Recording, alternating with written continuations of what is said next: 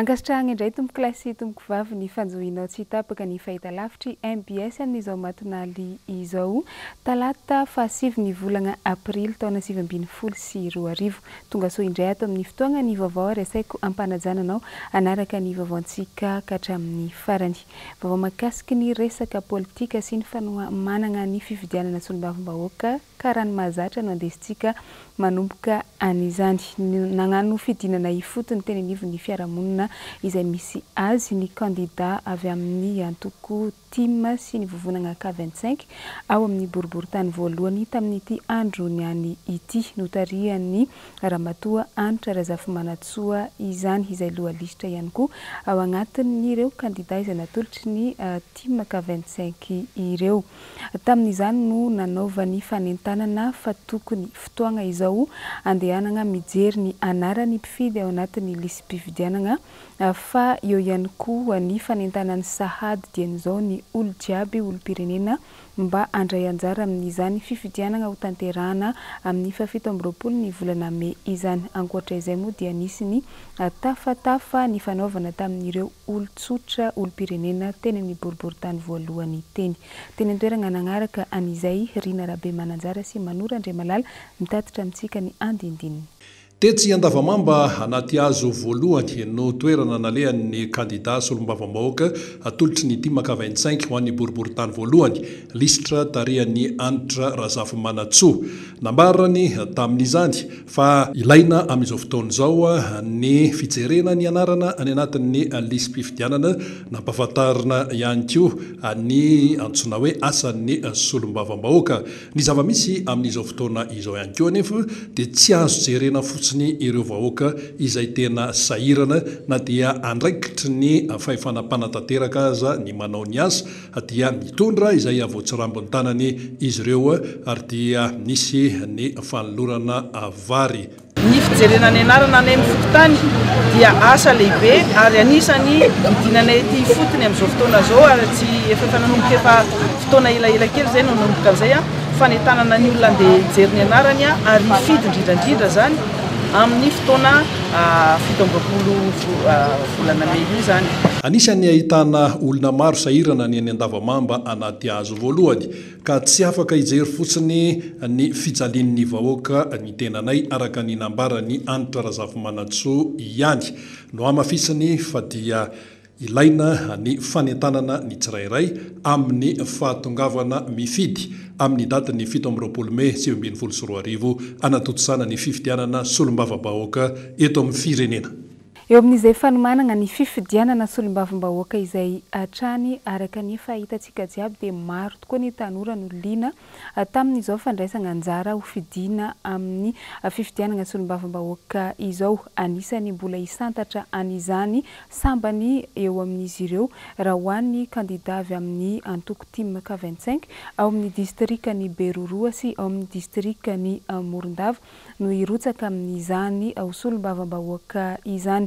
Ho azy ireo dia tombony manokana ary tegna zava-dehibe ny fisiany izany fiofanana mialohany hiatrehana ny asa mahasolombavambahoaka izany fiofanana izay tsy aivina fa manaraka izany avokoa raha ireo candidat jiaby avy amin'ny antoko sy vovonana team K25 hoaratsika ny antsipreny izay tateriny Nory Fitiavana sy Erzora Jonarvony. Toromarika lehibe azon'ireo candidat solombavambahoaka team K25 tamin'ny fiofanana natolotry ny filohan'ny vovonana ny antoko team Mark Ravalmanana ny amin'ny tokony anarany candidat team ny fitsipika amin'ny feny antoko.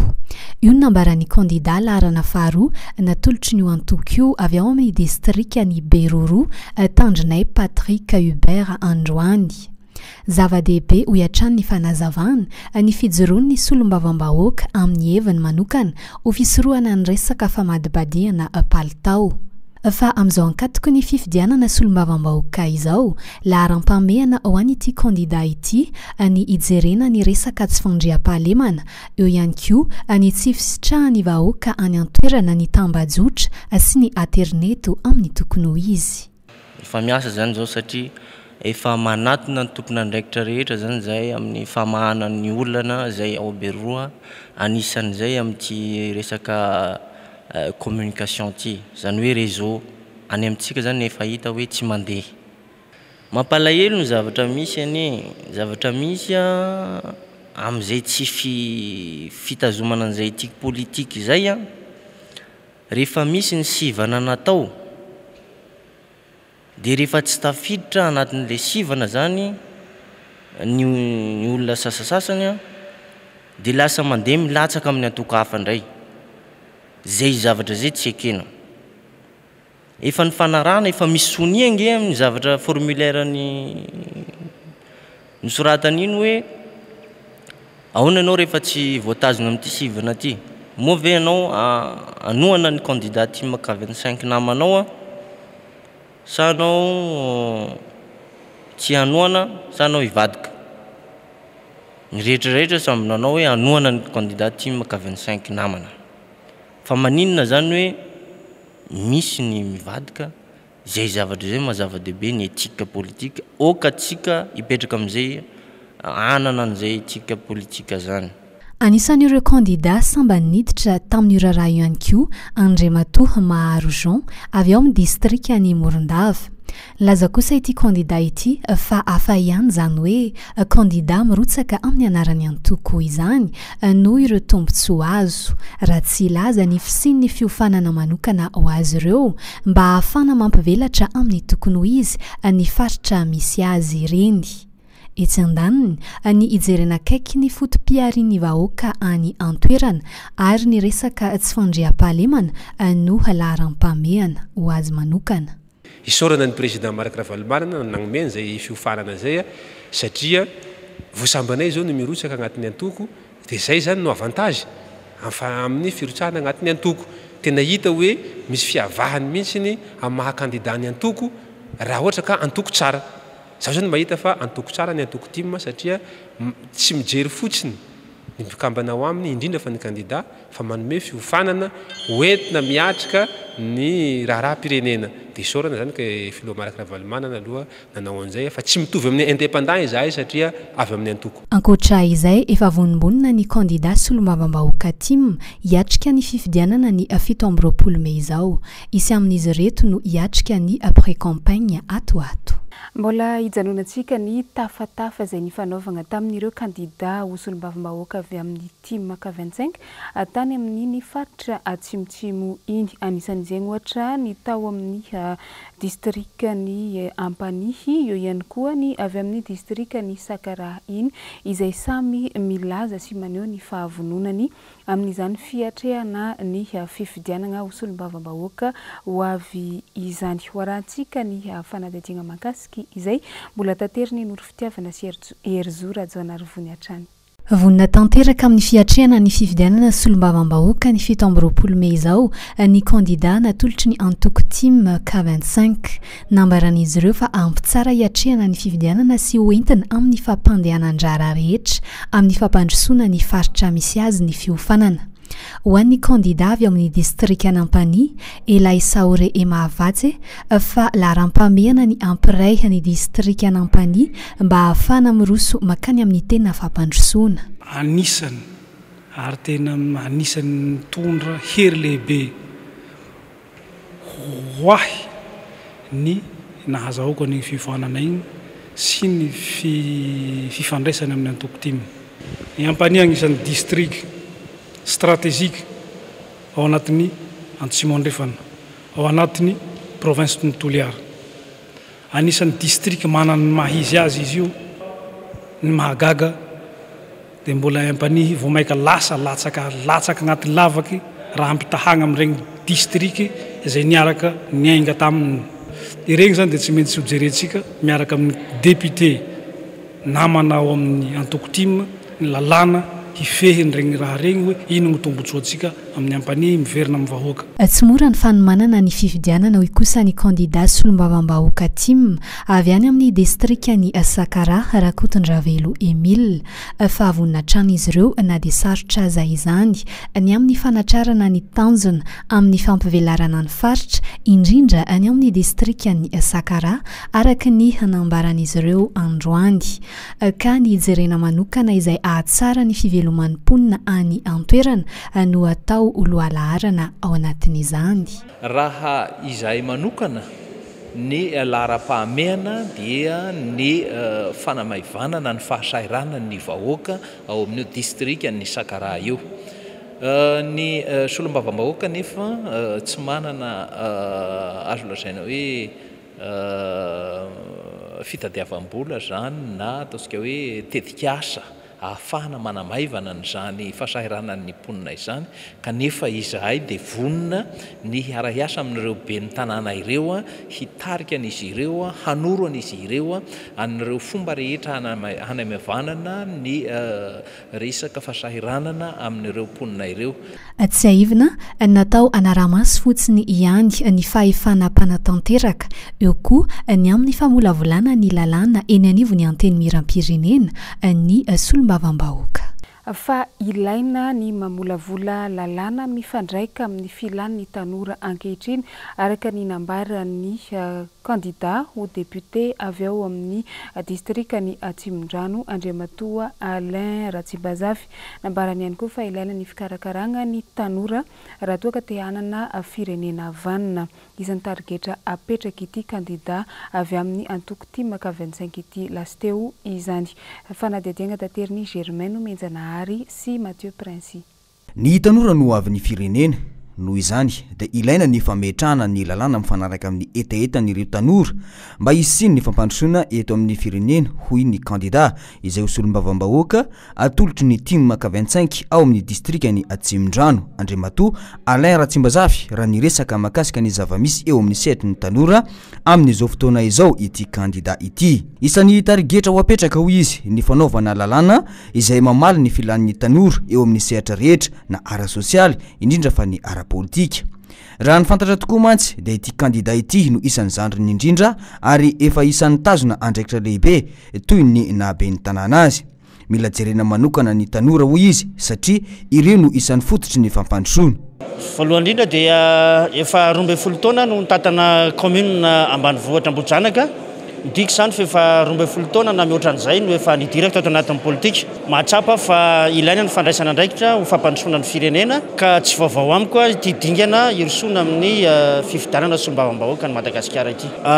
Ozy hoe fotoanan'izao andraisana andraikitra tsy hanavahana io na lehilahy na vehivavy ka dia arabaina somatsara ireo candidat vehivavy sa mijoro miaraka amin'ny lehilahy candidat zany iroso amin'ity fifidianana solombavambahoaka ity.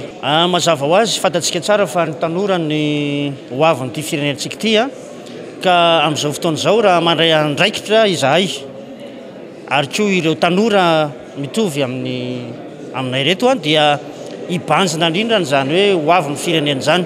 Ka izay fandraisana andraikitra izay dia anisany ity hoe firotsahana fidiana ho solombavambahoaka ity hijery ny tombontsoa imbonana ary ho an'ny vahoaka malagasy no tombontsoa izay ho tadiavina atao anatin'izany hoe fiarahana miasa ary ny atao hoe ny tanjony ny antoko tiako Madagasikara. Ho ana Atsimondrano manokana dia jerevana manokana ny mahakasika ny ity sehatry ny tsy fandriam-pahalemana ity satria dia maro ireo commune somary miaina ao anatin'izay tsy fandriam-pahalemana izay ary izay indrindra no iarahana amin'ny hoe rotobe ny mpanangana amin'izao fotoana izao anisan'ny lara-pahamehana ao anatin'izany rotobe ny mpanangana izany ny tsy fandriam-pahalemana ka hijery izay fomba hifanomezan-tanana amin'io ny antoko tiako Madagasikara.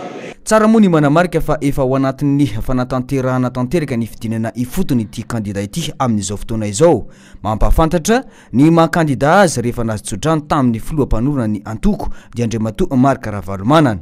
Manoloana izany dia isy ny fiarahana mitsangatsangana izay ho atao ny 17 ny volana ity ho an'ireo mpikatroka tima rehetra ao amin'ny distrikana Atsimondrano raha ny fanazavana.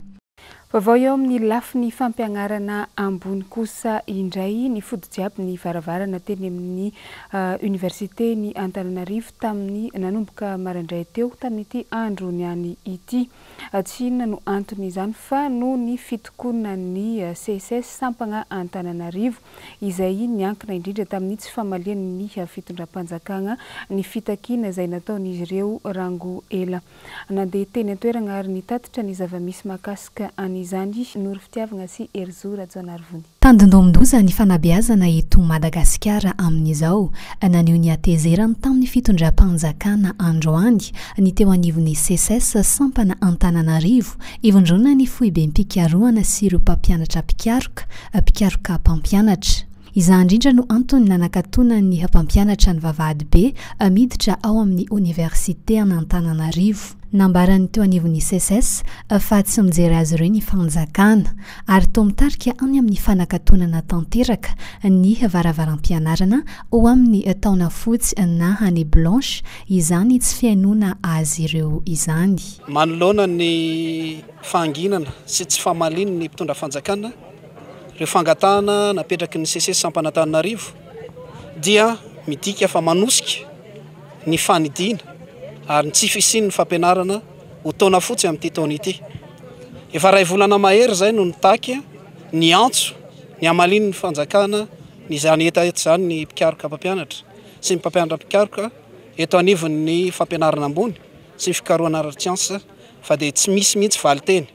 Fa anisany antony fitokonana ny hitakiny eo anivon'ny CSS ny andovana tsy misy atakandro ny ora fanampiny tapany faharoa 7 amby 7 na ny ora fanampiny 7 amby 8 amby ary ny vary mangatsika n'ireo mpampianatra mpikaroka ao amin'ny DEX dia ny ora fanampiny tapany faharoa 4 amby 5 amby izay mbola tsy nalohany fitondram-panjakana mandraka androany. Tsy afaka mandray mpampianatra vaovao zany na hoe tanora araka filazantsika anazy ny ety amin'ny ambaratonga ambony zany sy any amin'ny foibe mpikarohana reo efa manana traikefa koa nefa izay hoe feno 10 taona zany dia asakanana zany anao ny maintien activité zany ka misy nefa ny aminazy ireo izay tsy mafeno an'le hoe 10 taona takiny lalàna zany amin'le hoe ao anatin'ny corps surrenseignement zany dia zay ny antony anaovana le dérogation spéciale zany angatahana any amin'ny mpitondra fanjakana mba ahafahana izy ireo mahazo manohy ny fikarohana sy ny manohy ny encadrement na mémoire. Toy izao koa sary ny hevitry ny mpianatra manoloana izao raharaha izao. Zay zao ino moa anao examen rinany afaka 2 volana any afaka 2 volana latsaka kely akory ary dia nefa le fotoana le lesona mbola lava be ny ratarapazy koa tsy ampy intsony satria fa elaela zareo ny grefy. Ny mpianatra manokana zao laza le fianarana no mikorotana satria ohatrany hoe zay zao tokony hianatra ny examen efa manakaiky ny concours nefa manakaiky nefa le izy fotoana hoe fianarana mihitsy no ataony zareo le izy. Mety animba no avinay zany io satria zay zao te hianatra nefa saina voaka atao ampianarana mihitsy. Le voahelingelina le fianarana zany ny voahelingelina. Tsara zegny izy mba ho vita mba hifaragna amin'izay fa mijaly le mpianatra. Ie misy fiatraikany satria manjary lasa taraiky zay vao miditra dia lasa taraiky daholo ny ankizy aty amin'ny anjerimanontolo vao miditra. Ankoatra izay tsy vao zao no nitokana ny teo anivon'ny CSS fa vao aingana noho izay tsy fiainony ny fanjakana ny antson'izy ireo izay.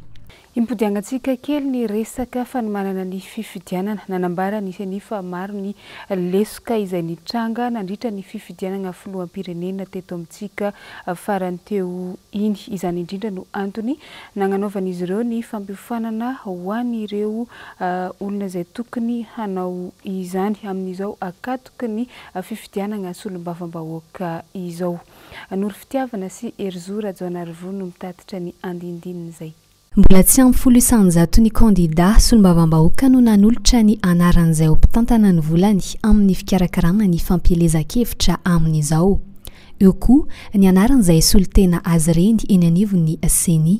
Tsara nefa ny mampafantatra fa ao anatin'ny lalàna izany ka tokony arahan'ny kandida solombavam-bahoaka tsiraray avy. Tsara ny manamarika fa dia mbola vitsy mba tsy ilazana ny hoe tsy ampy ny 100 ny kandida akory atreto no mba nanatitra ny anaran'ireo zay ho mpitantam-bola ny fampielezan-keviny tsy ampy na ny 100 ny kandida ihany koa no mbola nanatitra ny anaran'ireo zay isolotena azy ao anatin'ny CENI any amin'ny ratsamangaika ny CENI. Ireo zavatra eo nefa dia natao ary tokony ho atao satria voalaza ny lalàna. ny fanendrena ny mpitantam-bola ny fampielezan-kevitry ny kandida dia natao mba isinny mangarahara amin'izay fampiasam-bola amin'ny fifidianan'izay. Ny fanendrena solotena ny kandida ho ao anatin'ny seni mandra-pivoaka ny voka-pifidianana dia natao ho fanomezanjo ny kandida tsirairay avy mba ahitany ny mangarahara rehetra ao anatin'ny fikarakarana izao fifidianan'izao. Tsy vitsy ny endrika fandikan-dalàna anseho tamin'ny fifidianana izay nisy teto Madagasikara iny hatramin'izay, fa indrindra ny fifidianana filoham-pirenena farany teo raha ny nambaran'ny seni. Ohatra amin'izany ny teo amin'ny fikarakarana ny antotantaratasy, ny fitanana an-tsoratra izany hoe teo amin'ny lafiny fitantanana ny teo anivon'ny birao fandatsaham-bato tamin'ny ankapobeny. Ho fisorohana izay lesoka izay indrindra no antony sy ny fampiofanana ny mpikambana eo anivon'ny birao fandatsaham-bato toy ihany koa ny mpikambana eo anivon'ny sampana mpanisavato eo ny anivon'ny distrika. Nampitomboina misimisy kokoa ny ho fampiofanana ireo mpikambana amin'ny birao fandatsaham-bato satria betsaka ny tsy fetezana, ny tsy fanjariana ary ny tsy fahombiazana hita tamin'ny fifidianana filoham-pirenena natao farany mikasika ny fitantanana ny birao fandatsaham-bato. Nisy ny tsy fanarahan-dalàna izay nitrangana andritry ny fandatsaham-bato, betsaka ireo fitanana an-tsoratra izay voatery tsy maintsy nikolasiana toy ny maty na tsy nisy mihitsy noho ny tsy fahaizany ny mpikambana amin'ny birao fandatsaham-bato sasany mameno an'izany taratasy fitanana an-tsoratra ny voka-pifidianana izany. Aorian'izao fampiofanana izao iparitaka manerana ny faritra 2020 ny solotena avy ao anivon'ny seni, anofana ny ratsamangaiky ny seni, ny commune ary ny mpikambana eny anivon'ny birao fandatsaham-bato rehetra. Eo amin'izay resaka fanomanana ny fifidianana izay dia mitotoy ihany koa moa ny fiofanana ho an'izay tandrify azy amin'izao akatoka ny fifidianana izao. Ny atrika fiofanana ho fanovozam-pahalalana ihany koa androany maraindray tetsy amin'ny Carleton Madagasikara ireo kandida solombavambahoaka manerana ny nosy. Ny PNUD sy ny SACEM moa no anisany nanoana tamin'izany fiofanana izany. Ilaina ny fananany manangy traikefa indrindra amin'ny izany fisahanana ny asa masolombavambahoaka izany, nambaran'ireo mpampiofana fa tsy eken'izy ireo ny fampiasana ny fahefam-panjakana sy ny tsindritsindry maro samihafa rehefa fifidianana karan'izao. Tokony andeha ankalalahana ny olo jiaby ary takiana ihany koa ny tsy fitongilanana na ny antsoina hoe neutralité de l'État. Teny antoerana Rina Rabe Mananjara sy Manora Andriamalala.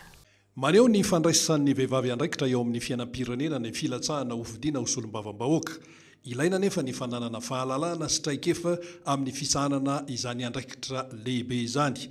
Ny sampatrara ny firenena mikambana momba ny fampandrosoana na ny PNUD sy ny SACEM soutien au cycle électoral de Madagascar no namatsy vola an'ity atrikasa mpiofanana ity teto amin'ny Carleton.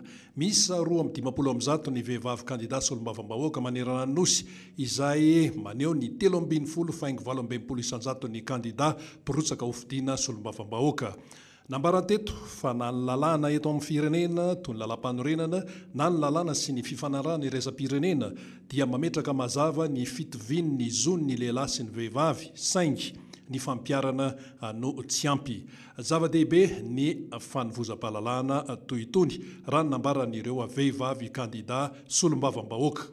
Ny vehivavy zany dia sy napetraka fosiny amin'ny plasy hoe mahavehivavy anazy izy fa hanana ny hevitra manokana ary ny tohanana manokana ny vehivavy amin'izao androandroany izao mba hahafahany mamelatra n'izay hevitra n'izay any amin'ny sehatra misy anazy indrindraindrindra amin'izao filatsahana hovidiana izao satria ny vehivavy dia hanana ny anjara toerany lehibe manokana rehefa tonga ao amin'ny fotoana ahasolombavambahoaka anazy izy. Ohatra manokana n'izany dia ny vehivavy zany dia anisany manana fanaraha-maso manokana ny ao amin'ny gouvernemanta izy amin'izay fotoana izay ary tsy hoe solombavambahoaka ny faritra misy azy fotsiny izy amin'izay fotoana izay fa manerana ny Madagasikara manontolo. nanambara kosa ny akamarony ireo vehivavy kandida solom-bavambahoaka niatrika ity fiofanana izay nokarakarai ny pnut ity fa tsy eken'izy ireo mihitsy ny fampiasana ny fahefam-panjakana mandritra ny fifidianana toy ny fampiasana ohatra ny chef zapy, ny chef distrika, ny préfet, eo ihany koa ny fialokalofa ny kandida sasany any anatin'ny lanonam-panjakana. Takina ny antsona hoe tsy fiandanin'ny fanjakana na ny neutralité de l'État. Tsy nazahoana valiny mazava kosa ny antsona hoe pré-campagne satria ny lalàna mihitsy no tsy ampy raha ny resaka momban'io. Ny mampalahelo dia misy volavolan-dalàna be dia be izay nirotsaka hatramin'ny taona 13 mikasika ny zony vehivavy, mikasika ny vehivavy, fandraisana anjara amin'ny fiarahamonina sy ny fandraisana didy sy andraikitra ambony. Nefa dia tsy nisy loatra ny isaky ny mipotra zany ilay lalàna dia tsy nampirina na tsisy fivoarany sy fahalaniny na sitrika ny anaty tiroara. Niverina ny fanontaniana be dia be fa ny valiny tsy misy eny, tsy misy tsi. Ny valiny zany nataon'ny filohan'ny HCC dia hoe manahirana satria tsy misy lalàna fe mazava ny pré-campagne io. Ny faniriana dia tokony hahazo valiny eny sa tsi. Zay fotsiny. Fa vaovao mampalahelo kosa nodimandry tamin'ny sabotsy fahenina ny volana aprily teo irako Ramihaja Malala Tina Nirina Aikoromi na imi izy dia fantatra fa anisan'ny mpanohana mafana fo ny filoha teo aloha Marc Ravalomanana ary tsy nitsahatra tamin'ny tolona izay natao hatramin'ny taona 2020. Andeharantsika agnatin'ity fanadadiana ity ary ny makasika ny imi sy ny nahazo azy tamin'ny izany. Jessica Miray no anisan'ny teny antoerana sy Mathieu Prince mitatitra amintsika an'izay. Imi no tena nahafantara ny mpiaramonina amin'ny azy sy ny fianakaviany.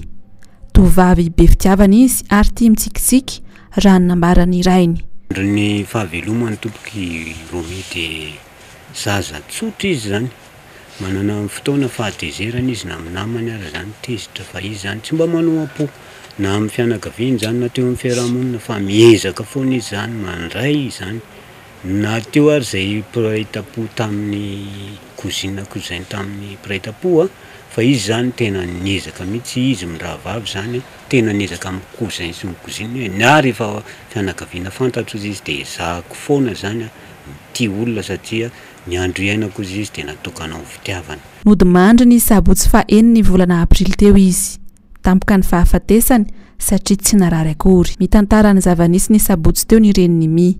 Tamin'ny sabotsy maraina zany tokony tamin'ny fito sasany teo fombany zany rehefa andavanandro dia izy mividy ny sakafony mianaka andavanandro dia rehefa ikendo ohatray zany sabotsy dia mba makainy zany dia le zanany rany dia rehefa ny rano hoe andana mividy kafe zany le zanany kafe sy mofo misotro kafe zany raha fahalalana anazy satria mandihy izy dia niditra mivoaka izy avy eo toa dia nandoa zany dia hoy izy le zandravavy ery mbola miteny ihany mama tratra niketsa valandro Romi sady meme be zany dia hoy izy hoe mandana ary ana mandeha any fa za mitapitapy andana mandeha any dia nisiako zany le zandriny dia tsy niteny tsony. Ny fialanenina zany toa dia fahalalako hitondrana anazy any amin'ny hopitaly nentina any amin'ny dokotera miverina any dia tonga tao zay dia jerevany dokotera mbola izy babena zany ny ala eto mivoaka amin'ny arabe dia minoatra izy dia mivoaka mifritika le zavatra mandrondroatra